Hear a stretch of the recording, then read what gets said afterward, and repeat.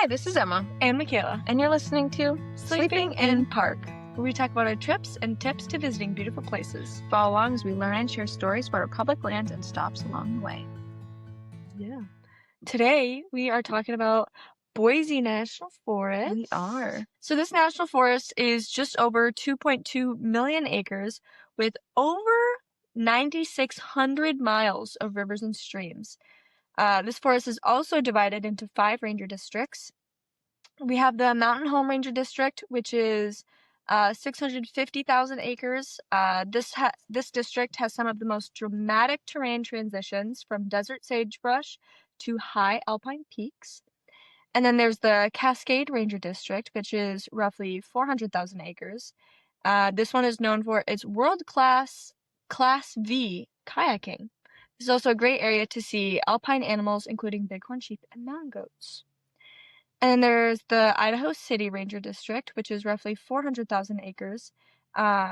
This area encompasses the historic Boise Basin Experimental Forest, which highlights forest regeneration from the 1860s gold rush. This district is also home to the highly protected rivers and streams that are home to the native bull trout, which are also protected.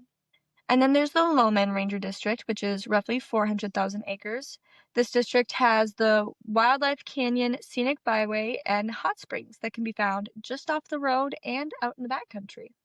And then there's the Emmett Ranger District, which is the smallest. It's 350,000 acres. And this district is best known for the Banks-Lowman Highway corridor, where people can watch rafters tackle the staircase rapids. Ooh. Yeah. I was like, ooh, that's cool. I want to watch someone else tackle that. Yeah, right? I mean, it'd be kind of cool. I want a whitewater raft, but I don't. But the like staircase rapid? But like, I just want to ride. I don't want to be in charge of anything. Yeah. Is that an option? Can we do that? Well, I think you have to help paddle. No, I don't want to do that. I just want a little fun ride in the raft. That just sounds like go to an amusement park. Catch me at Valley Fair, guys.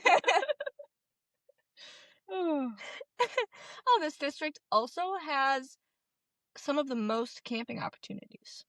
The park map. All of the districts are actually connected, believe it or not. Crazy. We love to see it. Yeah, so starting from the south, there's the largest of the 5, which is the Mountain Home Ranger District. And then directly above it is the Idaho City Ranger District. And then above that, there's 2. And the one on the west side, so that's going to be this side, right? Yes. Yeah. The one on the west side is the Emmett Ranger District. And then to the east is the Lowman District. And then above both of those is the Cascade Ranger District. And then there is a portion of the forest that is slightly separated and divided into the Emmett and Cascade Ranger District. So there's like a river that kind of divides it, but then it's like the same districts that are in the big park. So yeah, not too complicated. We've had more complicated ones. We definitely have. And now I'm gonna paint you a little picture. Ready? Imagine. Ready. Okay, close your eyes. Imagine Idaho millions of years ago, not as mountains and forests, but as coastline, a volcanic frontier, and a landscape being slowly carved into the rugged forest we see today. Oh my goodness. Okay, ready? Now we're going to talk about how it did all those things. Oh, that's so cool. So, when Idaho was the West Coast, long before the Rockies rose, Western Idaho was actually sitting on top of the edge of an ancient ocean. The ocean floor, the Pacific Plate, was sliding beneath North America, and as it sank, it melted, sending huge chambers of magma rising toward the surface. Oh my gosh. And this molten rock cooled deep underground. It formed a massive block of granite called the Idaho batholith. Oh, batholith. I don't know why that's so funny to me. It's also, it feels like the wrong word. Batholith. It feels like you're not allowed to say it all the way. It feels like I'm like, it's not, I don't like that word. Batholith. I don't There's too many. It. Is that what it is? I don't like it. But it's the geologic backbone of the Boise National Forest, Salmon River, and West Mountains. Wow. Yeah. And so the birth of the Idaho batholith was 100 to 64 million years ago. And if you could picture a giant underground lake of magma, slowly cooling for millions of years. And as it hardened, it became the micaceous granite and Luque granite that now make up most of Boise National Forest. Wow. Yeah. And over time, erosion peeled away the overlaying rock, revealing the rounded granite outcrops that you see today, shaped by a process called spheroidal weathering, where water seeps in and flakes the rock like layers of an onion. Oh, Yeah. interesting. Yeah. I know. I was like, this is geology, even though it's about Water. How is that weird? yeah. Water erodes It things. does. And then the Snake River Plain Rift happened about 12 million years ago, and it was a dramatic shift. The land stretched and cracked, forming a rift valley, or the early Snake River Plain. As the crust pulled apart, the Boise Front and Owyhee Mountains were pushed upward along the fault lines. For nearly 3 million years, the mountains rose until they reached much of their current height by about 9 million years ago, actually. Wow, that's pretty young. Yeah, and the rifting created the broad valley where Boise sits today. Very cool. Yeah. And so the landscape is also shaped by volcanoes and hotspots. So southwest Idaho was repeatedly reshaped by volcanic fields and migrating hotspots. And when I first read that, I thought, why were hotspots migrating? I know. I was just thinking that. I was like, how does that work? And there was one episode we just did, and I talked about the Snake River Plain. Yep. And I remember saying something about migrating hotspots, and I remember wondering, I'm like, how did we look that up? I think it said something about the Yellowstone hotspots. Yeah, and it was like migrate, and I was like, how does that work? Yeah. But so hotspots exist because plumes of hot rock rise from deep within the Earth's mantle, like slow-moving lava lamps, which is kind of a nice word for it. Yeah. And these plumes stay mostly fixed in place for tens of millions of years. So while they rise from deep within the Earth, they'll stay fixed in the same place for a long time. And then, so as they stay fixed, but then tectonic plates above them move them. Yes.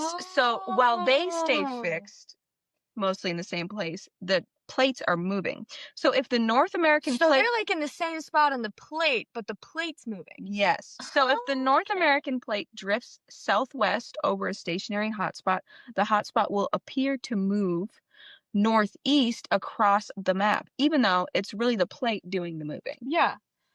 Very interesting. Yes. Well, because I was reading about this and I thought, you know how many times we've asked ourselves questions about hotspots, and I actually just really want to know what that means. Yeah. Because, okay, yes, it was formed by volcanoes and hotspots moving, but like, why are they moving? Yeah, why are they moving? Someone tell me why they're moving. How are they moving? How is that even? But that makes sense. And then the second question I had when I read that, why were there volcanic fields? Yes, we know that the magma cooled, and that's why a lot of the rock is there, but is it because of the Yellowstone hotspot? Because of the proximity to it? I mean, it's still a little bit of a ways. It's half a state. But, like, you know, geologically, like, it's relatively close. And it is because of the Yellowstone hotspot and the fact that it used to be under Idaho, like under the entire portion of Idaho. So as the North American plate slid over it, the hotspot punched through the crust again and again, creating a trail of volcanic scars stretching from Oregon through Idaho to Wyoming. And this trail is called the Snake River Plain Hotspot Track. That's so... And these eruptions left behind layers of volcanic rock, ash, and lava that still appear in cliffs, canyons, and buttes across the region. That's so cool. I know. It's like all the puzzle pieces. They're coming together. They're clicking. The puzzle's clicking. Yeah. So even today, the region's geothermal activity, like the hot springs along the South Fork Piute River, comes from heat circulating through the fractures in the Idaho batholith. Cool. Yeah. And next, we'll talk about earthquakes and active faults. Because when I think of earthquakes, I definitely don't think of Idaho, if I'm being completely honest. But no. The forest is still geologically alive. Faults beneath the mountains continue to shift, and in 1983, Idaho experienced a magnitude 7.3 earthquake, the largest in state history, and it altered the flow of nearby hot springs. Wow. Yeah. That was so recent, too. Yeah. But if you, when was that one that was on the Idaho border of Yellowstone? And it was like Quake Lake. I talked about it. I got to fact check. I can't. I genuinely don't know. I vaguely remember I remember Quake Lake. 1959. Oh, dang. Yeah, 1959. Wow. That is so recent, which Mhm. I wouldn't have thought of. Yeah. And it changed the flow of hot springs. Yeah, that's crazy. Mind boggled. Yeah. Like, our parents were alive during this time. I wonder if they, like, heard about it. Earthquake in Idaho. Well, they would have been really little. I suppose. Like, That's really true. little. So, That's true. so Like, I'm sure they probably don't remember an earthquake in Idaho, if I had to guess. But yeah, I could be that's wrong. true. I could be wrong. Yeah. Yeah. But Yeah. yeah. But most of the Boise National Forest sits atop the Idaho batholith, which again is highly erodible granite that forms steep slopes, deep river canyons, and rugged mountain ranges. And glaciers, as we've typically learned that shaped the Rockies, Mhm. actually had little impact on the mountains in Boise National Forest, since it was not heavily glaciated like the Sawtooth Range. They simply weren't cold enough for massive valley glaciers to come through. Oh, And so glaciers only shaped the highest, coldest corners of the national forest with subtle impact compared to the Sawtooths or the Tetons. wow. Yeah. So over millions of years, water carved 9,600 miles of streams and rivers through the rock, shaping the dramatic scenery visitors see today. That's so interesting. Yeah. Isn't it so different? And it's mountains. Do you Yeah. remember how we learned about mountains and we just knew everything like the Yeah. Laramide Uplet or the Like, Laramide? they kept talking about, like, the Laramide orogeny. Orogeny. Yeah. That was one thing I just really remember, the uplifting of Yes. the mountains. Oh, yeah. Well, we talked about that. That was in So many. all of them. All of them. Yeah. Like all of the geology over the over glacier, right there. yeah, Montana, all through Wyoming. Yeah. We talked about Wyoming That was a lot of times. So yeah, but that was just like such a huge thing. yeah, but it's so interesting to learn Like a new mountains. way mountains Yeah, are made. mountains not that far away from Wyoming. Yeah. That Going apparently this just way. weren't affected from. Well, not to say I don't know if they Well, weren't maybe not, affected, but that it's not as these significant. right, and like the glaciation period Yeah. didn't really happen. well, while they did affect the Sawtooth Mountains, just They were so close. yeah, that are touching part of, like, Yeah. the forest touch. Yeah. But I was like, oh, that's so cool. Yeah. And now I will share some human history from the land. So long before the Boise National Forest, this land was home to the Shoshone, Bannock, and Northern Paiute peoples. They followed the seasons, fishing for salmon in the Boise and Paiute rivers, gathering camas in the meadows, hunting elk in the high country, and spending winters in sheltered valleys. And in the early 1800s, the first fur trappers, explorers, and surveyors arrived. They described towering pines, cold rivers, and mountains that seemed endless, but they didn't stay long. The Boise Mountains were one of the hardest places in the West to travel through, and they offered almost nothing the early explorers were looking for. But everything changed in the 1860s when gold was discovered in the Boise Basin. And almost overnight, thousands of miners surged into the mountains. Towns like Idaho City, Placerville, and Pioneerville exploded into existence. Yep. You can still visit Pioneerville, historic site situated just north of Idaho City, actually. Oh, very cool. But for a brief moment, Idaho City was one of the largest towns in the entire Northwest. Wow. The forest was cut for timber, rivers were churned by mining operations, and indigenous communities were pushed aside. And by the early 1900s, the gold was fading. The floods tore through mining debris, as well as wildfires sweeping across cut-over hillsides. July 1st, 1908, the federal government created the Boise National Forest as part of a new idea that forests could be managed, restored, and protected. 1908. That's early. Yeah, right? That's early. I was gonna say, one of the earlier guys. Yeah. It was established specifically for watershed protection, timber regulation, fire management, grazing control, mining oversight, and public recreation access, along with long-term conservation of the natural resources. As a response to the decades of overuse, environmental damage, and growing belief that forests should be managed and not exploited. But rangers arrived on horseback, lookout towers, trails, and cabins were built. And during the Great Depression, the CCC that we know and love built much of the forest's early infrastructure, and you can still see their work today. Wow. Yeah. And then something I did not specifically know about Boise National Forest is that they had these great wildfires, which we're going to learn about right now. Oh. So after this, the Great Fires came with events that would define the forest's modern identity. Also, just wanted to throw it out there that we have a Patreon episode out this month about wildfires. We do. So we've actually got to see a couple. Yeah. On our Idaho trip. Yeah. So. Which is crazy. Yeah. It was cool to see. If you want to learn more about forest fires, join our Patreon. Yeah. Tune into Patreon. Yeah. But in 1910 was the Big Burn Fire, which is what they named it. It influenced national fire policy, though it burned mostly north of Boise. So the 1910 firestorm. Yeah. Wow. Yeah. It killed 86 people. Oh my gosh. Burned 3 million acres and convinced the U.S. Forest Service that total fire suppression was the only acceptable strategy. Oh my. So that obviously wasn't all within Boise National Forest, but a large portion. Yeah. It was within part of the boundaries of Boise National Forest. Oh my goodness. Yeah. So this is when the Forest Service thought we need to complete suppression, no fires. This was around that time. Yeah. Lookout towers were also built on mountaintops to spot smoke so they could get the fires right away. Yep. Which at that time, they didn't know better. That was what they knew to do. And then there was the 1989 Loman Fire, and it burned 40,000 acres in a matter of days. Oh my goodness. Driven by wind and drought, it destroyed homes, reshaped endless hillsides, and became one of the most expensive fires to fight in U.S. history at that time. So by 1989, firefighting had advanced, but was still limited compared to today. So hotshot crews dug fire lines by hand, helicopters dropped water and ferried crews, air tankers dropped retardant, but with less precision than what we have today. Fire camps were coordinated operations, but communications were still mostly radio-based with limited mapping. And the strategy was largely still full suppression up until this point. And the Loman Ranger Station, actually, is still an active station that was established to manage the timber and watershed in the areas. But notice it's named the Loman Fire. Mm-hmm.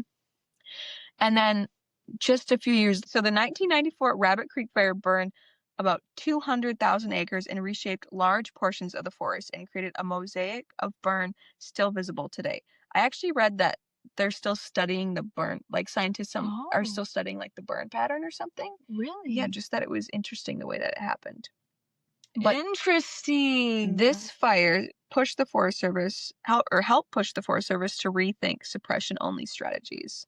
And then this one was really recent, which I guess I know there are forest fires, but I feel like you just don't hear about them all apparently. But in 2016, the Pioneer Fire burned about 190,000 acres and was one of the largest in recent Idaho history, actually. It lasted for weeks and created extreme fire behavior due to drought, beetle-killed trees, and steep terrain. Oh my gosh. Yeah, I didn't know there was so much large forest fires in Boise National Forest. And those last three are within like 40 years of each other. Oh, yeah. Which is crazy. Yeah. But through all of this, the forest adapted, and lodgepole pines sprouted in the ashes, meadows opened where dense stands once stood, and wildlife returned. And people kept coming to recreate and still do. Very cool. Mm-hmm. Very cool. Mm-hmm. All right, now we're going to talk about some animals. There are a lot of animals that call Boise National Forest home, including black bears, moose, mule deer, elk, wolves, and lots of birds and lots of fish. Because the forest has almost 10,000 miles of rivers and streams running through it, that means a lot of fish. The most common being different types of cold water trout. Dominant species are rainbow trout, brown trout, and mountain whitefish. Then there's also a few federally threatened and endangered species, including the bull trout, Chinook salmon, and steelhead trout. And then there's state protected and special concern species that are interior red band trout and west slope cutthroat trout. So if you do plan on doing fishing out there, I'm not totally sure what all the regulations are, but I know for the bull trout for sure, those are like catch and release, do not harm them. Like it is that way for a few yeah. kinds of fish where you can't even, you have to have a special kind of hook, or it's not, what is it called? Well, it's I was like, gonna say, it's in different it's in research, here, but like you can't use, well, in one section of the, I want to say it's the South Fork of the Boise River, you can't fish, like you can't use bait. Yeah.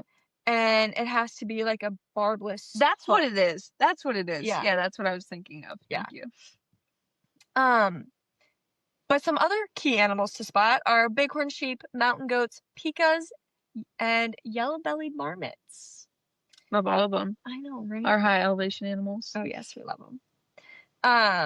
The Boise River Wildlife Management Area acts as a primary winter range, hosting 5,000 to 8,000 mule deer and about 1,800 Rocky Mountain elk each year. That's pretty I cool. was like, oh my gosh, that's so many. That's a lot of mule deer. Yeah, like 5,000 to 8,000. I was like, my goodness. How many does the National Elk Refuge hold of Rocky Mountain elk? I think that's like 12. There was 12 to 14. Yeah. 12 to 14,000. So for just the mule deer, I would just say that's just a lot. Is what I was thinking in my head. Yeah. And then timber wolves were reintroduced to central Idaho during the 1995 federal reintroduction program. And the wolves weren't originally released inside the boundaries of the national forest, but it has become a primary area for territory expansion. In January of 95, they released 15 wild gray wolves captured from Canada and released them just north of the national forest. There was an abundant elk population, so the wolves formed packs quickly and expanded their territory south into the national forest, and within a few years, they were established packs that were permanently established within the national forest. And then by 2011, the program was so biologically successful that the wolves in Idaho were officially removed from the federal endangered species list, which shifted control to the state. Now, wolf management in Idaho remains highly controversial, with balancing wildlife conservation and livestock protection. Idaho does allow year-round hunting in certain zones. However, federal courts have intervened during the spring non-denning seasons to restrict specific wolf trapping and snaring methods on Idaho public lands. And this is primarily to protect federally threatened grizzly bears from being accidentally caught. Really? Yes. Okay. Yeah. Reintroducing wolves has also had an impact on the elk population. So before the reintroduction, elk groups used to overgraze localized areas like willow-heavy river bottoms, and they would graze in like these huge groups, so it would just it was just not good. Right. But now elk remain in smaller groups and are constantly on the move. Tracking research shows that wolf packs have physically adapted their denning habits to mirror the elk patterns. That would make sense. Yeah. But I was like, oh, that's smart of them. Yeah. I haven't heard, some of that stuff is new, but if you did want to hear more about how we can't decide what we would do if we were in if charge. we had to make a decision if we were in charge of wolf reintroduction, you can go back to, what is it? It's Yellowstone? It is the episode 10? Oh gosh. I think so. It's animals in Yellowstone. Yeah. You'll find it. Now that you know all about this fun park that's so cool. Yes, and now that you really want to go. I really want to go. But we're gonna help you plan your trip there. Yeah. You could like kind of drive through it, but if you really wanna explore the park, I would say definitely 3 days. Well, ants, I guess, actually, I don't know. Are the hikes longer? Like the hikes to see? There's actually a really good variety of hikes. Good. There's a lot of shorter ones. There's a lot of the long ones, but the long ones you can also, like, they break off a lot. Oh, nice. So it's like there's shorter hikes that are you can make it like a 35-mile backpacking trip, or you could make it a 5-mile normal hike. Normal hike, yeah. So there's actually a very good variety of hikes in here. So 3 days you could do some good hiking, maybe do some fly fishing in a river. That sounds really cool. That sounds like a Boise drives. Yeah. You could really, you could spend up to a week here, I think, easily. Oh, I'm sure. Especially if you're doing a specific activity. Yeah. Right. Well, and then if you wanted to do like rafting, spend a whole day fishing, like easily you could spend almost a week here. Right. But if we're gonna say you're gonna 3 days. I think 3 days is like safe for like a trip. Right. Yeah. Yeah. Some places to stay. So there's a couple lodges within the park. There's South Fork Lodge, Sawtooth Lodge, Warm Lake Lodge and Resort, and Sourdough Lodge, which I just thought was such a cute I like that name. You think they make sourdough bread there? They have to, right? They have to. Like, complimentary breakfast. Here's your sourdough toast. Mhm. Oh. A couple lodges just outside of the park were the In the Pines, in spelled INN. I was like, oh, that's so cute. That's cute. I love all these cute names. And then there was Silver Creek Plunge. And then for some campgrounds inside the park, here I have one from each district. In the Lowman Ranger District, there's the Bonneville Campground. In Cascade, there's Shoreline Campground. Idaho City, we have the Grayback Gulch Campground. And in Emmett, there's the Ty Creek Campground. And in Emmett Home, there was the Elk Flats Campground. And then a couple campgrounds just outside of the park. There's Lucky Peak State Park, which is like an RV park and campground. And then there's Max Creek Campground and Stanley RVing Campground. But would you say there's enough places to stay inside the national forest? Oh, yeah. You recommend it. I would then stay you don't inside have the forest. Then you don't have to drive in. There was so many inside the forest. There's a ton. Yeah. And they're decently spread out across all the districts. So it's like where you should probably just stay in the national forest if you can, and your goal is to actually spend time in the national forest. You don't have to drive in and out of it. Yeah. Would be my advice. But yeah, for sure. So for when to go, kind of depends on what you're looking for during your trip.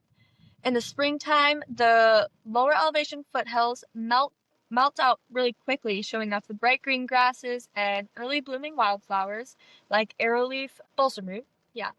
And then, however, anything above 5,000 to 6,000 feet remains completely locked in winter snow, keeping high mountain alpine lakes and backcountry trails inaccessible to standard hiking. In the summertime, this is the peak season for outdoor recreation, offering hot, typically dry weather in the valleys, crisp air in the high mountains, and fully accessible wilderness trails. And then in the fall time, it's widely considered the most spectacular yet rapidly changing season of the year. It's defined by vibrant autumn foliage, the onset of major hunting seasons, and a peaceful drop in crowds before winter weather closes in. France. Yes. Oh, I would love to go there in the fall. Oh my goodness. I was actually just thinking today, how do we loop Idaho into our fall trip? I'm like, oh no, we're going through the Tetons and Yellowstone on the way home. We can't really loop backwards. I don't know. We get farther away from home and then we start to get closer. Oh. Yeah. And then in the wintertime, the winter transforms the Boise National Forest into a quiet, snow-packed wonderland, shifting the focus from hiking and rafting to intensive winter sports, including backcountry snowmobiling and snowshoeing. During these months, the forest's rugged roads become completely impassable to standard vehicles, closing off the deep backcountry. So some winter closures. The front segment of the Boise River Wildlife Management Area is closed to the public from February 15th to April 14th. And then the Boise Foothills and Ridge to Rivers trails are closed to protect vital big game corridors. And then pretty much all unpaved roads will be closed, like gated off. You can't go through there. So, makes sense. Logical. Yeah. And then some fun things to do. If you're looking for a good sunrise, Deadwood Lookout Cabin.